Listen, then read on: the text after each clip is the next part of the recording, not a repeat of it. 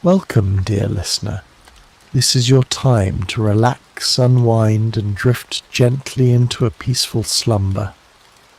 Let the soft whispers of this story guide you into a world of calm and serenity, where the worries of the day slowly fade away.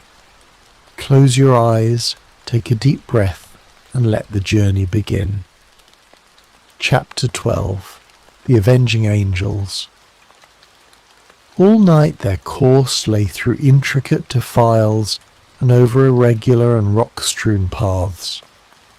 More than once they lost their way, but Hope's intimate knowledge of the mountains enabled them to regain the track once more. When morning broke, a scene of marvellous though savage beauty lay before them. In every direction the great snow-capped peaks hemmed them in, peeping over each other's shoulders to the far horizon. So steep were the rocky banks on either side of them, that the larch and the pine seemed to be suspended over their heads, and to need only a gust of wind to come hurtling down upon them. Nor was the fear entirely an illusion, for the barren valley was thickly strewn with trees and boulders which had fallen in a similar manner. Even as they passed, a great rock came thundering down with a hoarse rattle, which woke the echoes in the silent gorges and startled the weary horses into a gallop. As the sun rose slowly above the eastern horizon, the caps of the great mountains lit up one after the other, like lamps at a festival, until they were all ruddy and glowing.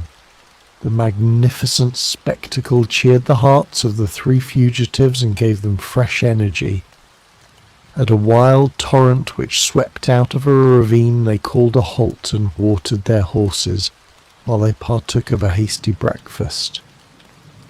Lucy and her father would fain have rested longer, but Jefferson Hope was inexorable. "They will be upon our track by this time," he said. "Everything depends upon our speed. Once safe in Carson, we may rest for the remainder of our lives." During the whole of that day they struggled on through the defiles, and by evening they calculated that they were more than 30 miles from their enemies. At night time they chose the base of a beetling crag, where the rocks offered some protection from the chill wind, and there, huddled together for warmth, they enjoyed a few hours' sleep. Before daybreak, however, they were up and on their way once more. They had seen no signs of any pursuers, and Jefferson Hope began to think that they were fairly out of the reach of the terrible organization whose enmity they had incurred. He little knew how far that iron grasp could reach, or how soon it was to close upon them and crush them.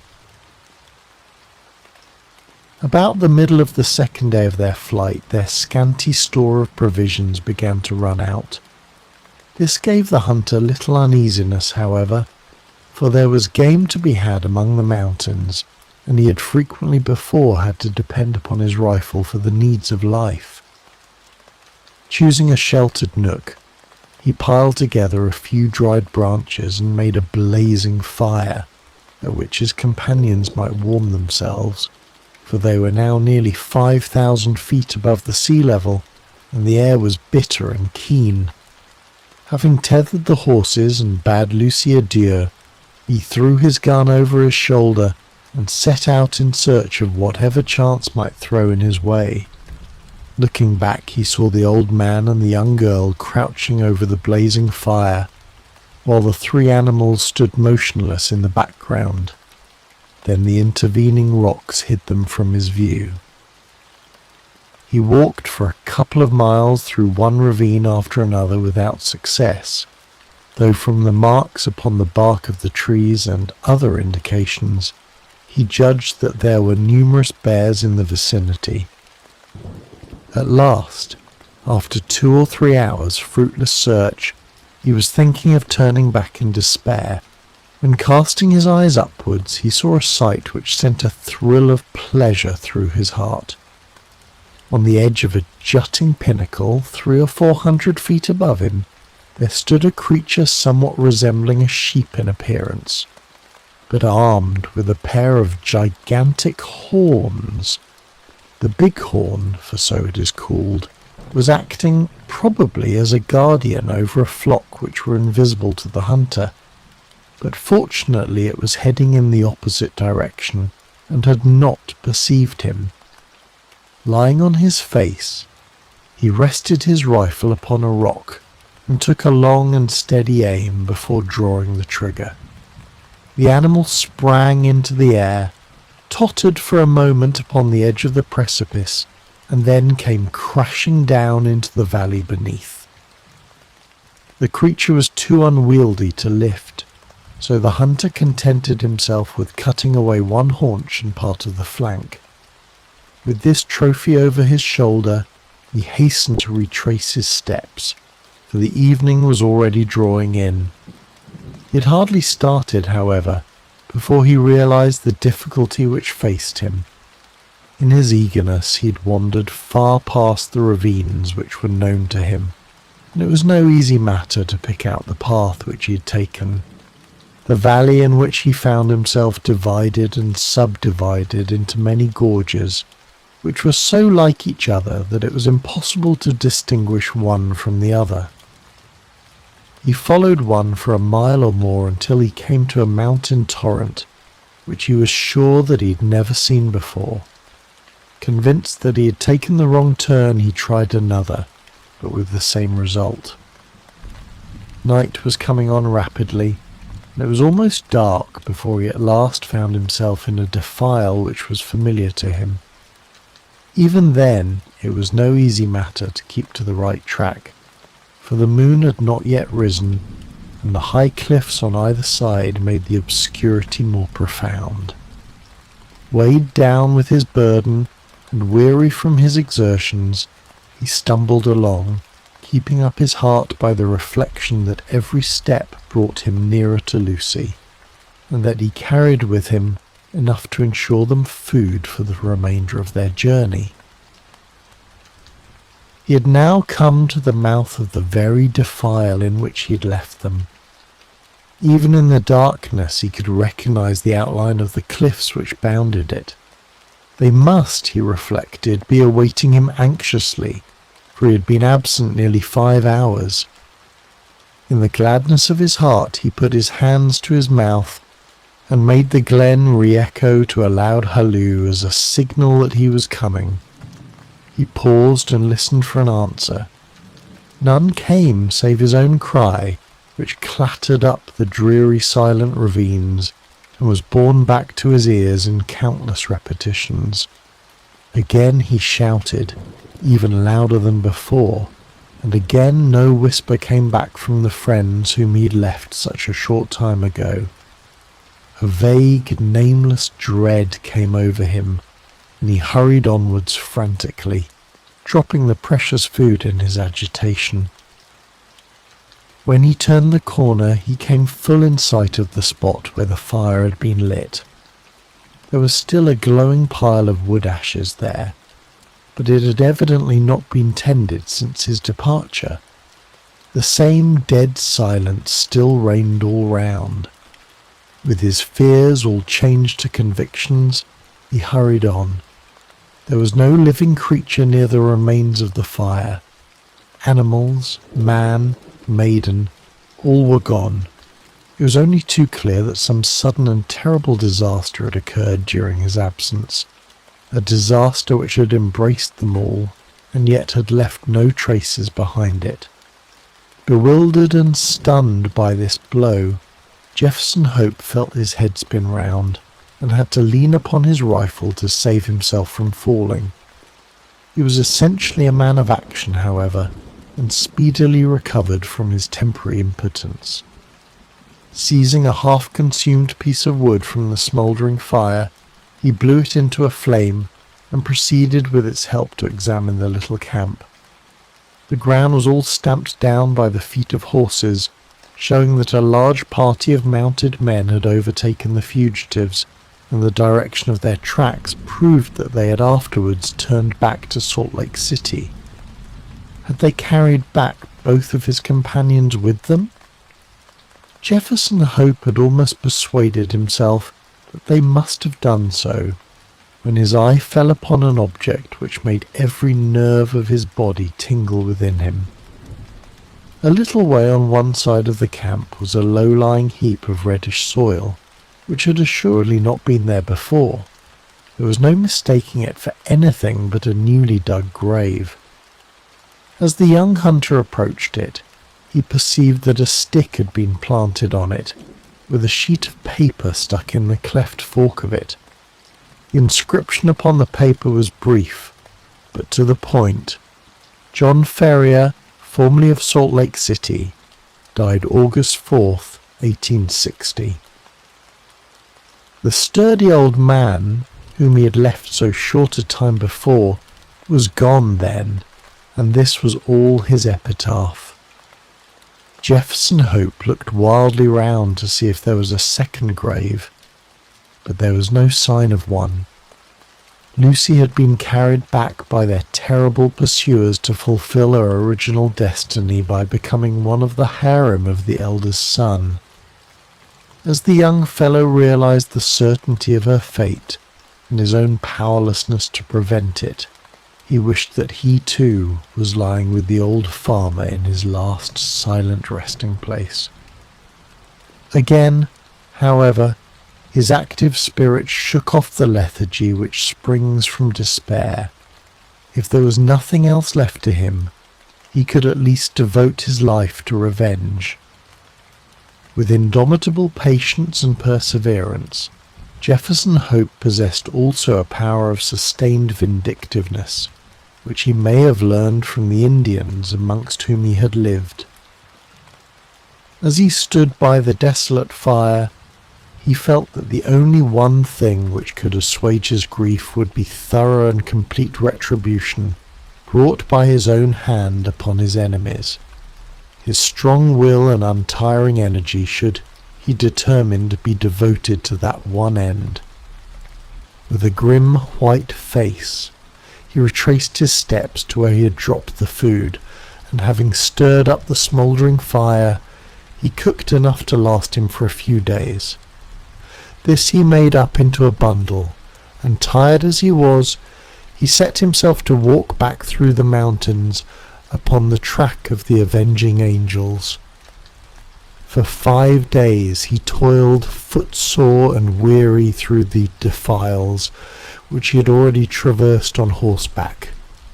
At night he flung himself down among the rocks and snatched a few hours of sleep, but before daybreak he was always well on his way. On the 6th day he reached the Eagle, caps on, from which they had commenced their ill-fated flight. Thence he could look down upon the home of the saints. Worn and exhausted, he leaned upon his rifle and shook his gaunt hand fiercely at the silent, widespread city beneath him. As he looked at it, he observed that there were flags in some of the principal streets and other signs of festivity. He was still speculating as to what this might mean when he heard the clatter of horses' hoofs and saw a mounted man riding towards him. As he approached, he recognized him as a Mormon named Cowper, to whom he had rendered services at different times. He therefore accosted him when he got up to him, with the object of finding out what Lucy Ferrier's fate had been. "I am Jefferson Hope," he said.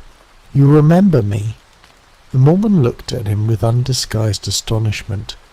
Indeed, it was difficult to recognize in this tattered, unkempt wanderer, with ghastly white face and fierce wild eyes, the spruce young hunter of former days. Having, however, at last satisfied himself as to his identity, the man's surprise changed to consternation. "You're mad to come here," he cried. "It is as much as my own life is worth to be seen talking with you. There is a warrant against you from the Holy Four for assisting the Ferriers away." "I don't fear them, or their warrant," Hope said earnestly. "You must know something of this matter, Cowper. I conjure you by everything you hold dear to answer a few questions. We have always been friends. For God's sake, don't refuse to answer me." "What is it?" the Mormon asked uneasily. "Be quick. The very rocks have ears and the trees eyes." "What has become of Lucy Ferrier?" "She was married yesterday to young Drebber. Hold up, man. Hold up. You have no life left in you." "Don't mind me," said Hope faintly. He was white to the very lips, and had sunk down on the stone against which he had been leaning. "Married, you say?" "Married yesterday. That's what those flags are for on the endowment house." There were some words between young Drebber and young Stangerson as to which was to have her. They had both been in the party that followed them, and Stangerson had shot her father, which seemed to give him the best claim. But when they argued it out in council, Drebber's party was the stronger, so the prophet gave her over to him. No one won't have her very long, though, for I saw death in her face yesterday. She's more like a ghost than a woman. "Are you off, then?" "Yes, I'm off," said Jefferson Hope, who had risen from his seat. His face might have been chiselled out of marble, so hard and set was its expression, while its eyes glowed with a baleful light. "Where are you going?" "Never mind," he answered, and slinging his weapon over his shoulder, strode off down the gorge and so away into the heart of the mountains, to the haunts of the wild beasts. Amongst them all there was none so fierce and so dangerous as himself. The prediction of the Mormon was only too well fulfilled. Whether it was the terrible death of her father, or the effects of the hateful marriage into which she had been forced, poor Lucy never held up her head again, but pined away and died within a month. Her sottish husband, who had married her principally for the sake of John Ferrier's property, did not affect any great grief at his bereavement, but his other wives mourned over her, and sat up with her the night before the burial, as is the Mormon custom. They were grouped round the bier in the early hours of the morning, when, to their inexpressible fear and astonishment, the door was flung open, and a savage-looking, weather-beaten man in tattered garments strode into the room. Without a glance or a word to the cowering women, he walked up to the white, silent figure which had once contained the pure soul of Lucy Ferrier. Stooping over her, he pressed his lips reverently to her cold forehead, and then, snatching up her hand, he took the wedding ring from her finger. "She shall not be buried in that," he cried with a fierce snarl, and before an alarm could be raised, sprang down the stairs and was gone. So strange and so brief was the episode that the watchers might have found it hard to believe it themselves or persuade other people of it, had it not been for the undeniable fact that the circlet of gold which marked her as having been a bride had disappeared. For some months Jefferson Hope lingered among the mountains, leading a strange wild life, and nursing in his heart the fierce desire for vengeance which possessed him. Tales were told in the city of the weird figure which was seen prowling about the suburbs, and which haunted the lonely mountain gorges. Once a bullet whistled through Stangerson's window and flattened itself upon the wall within a foot of him. On another occasion, as Drebber passed under a cliff, a great boulder crashed down on him, and he only escaped a terrible death by throwing himself upon his face. The two young Mormons were not long in discovering the reason of these attempts upon their lives, and led repeated expeditions into the mountains in the hope of capturing or killing their enemy, but always without success. Then they adopted the precaution of never going out alone or after nightfall, and of having their houses guarded. After a time they were able to relax these measures, for nothing was either heard or seen of their opponent, and they hoped that time had cooled his vindictiveness. Far from doing so, it had, if anything, augmented it. The hunter's mind was of a hard, unyielding nature, and the predominant idea of revenge had taken such complete possession of it that there was no room for any other emotion. He was, however, above all things practical. He soon realized that even his iron constitution could not stand the incessant strain which he was putting upon it. Exposure and want of wholesome food were wearing him out. If he died like a dog among the mountains, what was to become of his revenge then? And yet such a death was sure to overtake him if he persisted. He felt that that was to play his enemy's game, so he reluctantly returned to the old Nevada mines, there to recruit his health and to amass money enough to allow him to pursue his object without privation. His intention had been to be absent a year at the most, but a combination of unforeseen circumstances prevented his leaving the mines for nearly 5. At the end of that time, however, his memory of his wrongs and his craving for revenge were quite as keen as on that memorable night when he had stood by John Ferrier's grave. Disguised and under an assumed name, he returned to Salt Lake City, careless what became of his own life, as long as he obtained what he knew to be justice. There he found evil tidings awaiting him. There had been a schism among the chosen people a few months before, some of the younger members of the church having rebelled against the authority of the elders, and the result had been the secession of a certain number of the malcontents, who had left Utah and become Gentiles. Among these had been Drebber and Stangerson, and no one knew whither they had gone. Rumour reported that Drebber had managed to convert a large part of his property into money, and that he had departed a wealthy man, while his companion, Stangerson, was comparatively poor. There was no clue at all, however, as to their whereabouts. Many a man, however vindictive, would have abandoned all thought of revenge in the face of such a difficulty, but Jefferson Hope never faltered for a moment. With the small competence he possessed, eked out by such employment as he could pick up, he travelled from town to town through the United States in quest of his enemies. Year passed into year, his black hair turned grizzled, but still he wandered on, a human bloodhound with his mind wholly set upon the one object upon which he had devoted his life. At last his perseverance was rewarded. It was but a glance of a face in a window, but that one glance told him that Cleveland in Ohio possessed the men whom he was in pursuit of. He returned to his miserable lodgings with his plan of vengeance all arranged. It chanced, however, that Drebber, looking from his window, had recognized the vagrant in the street, and had read murder in his eyes.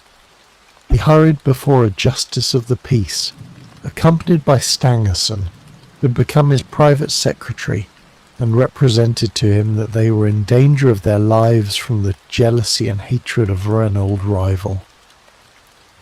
That evening Jefferson Hope was taken into custody, and not being able to find sureties, was detained for some weeks.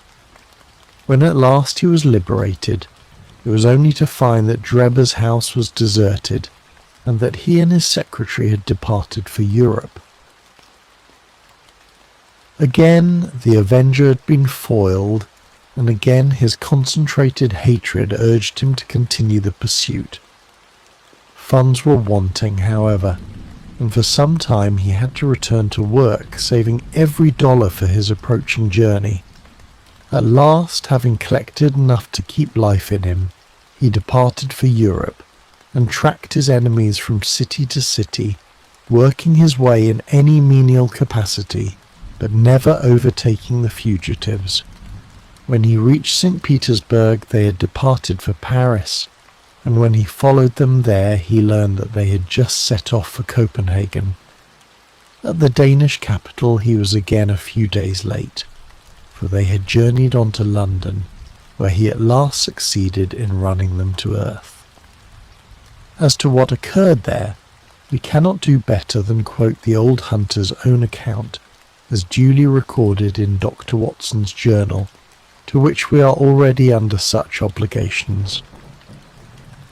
Thank you for joining me on this soothing journey.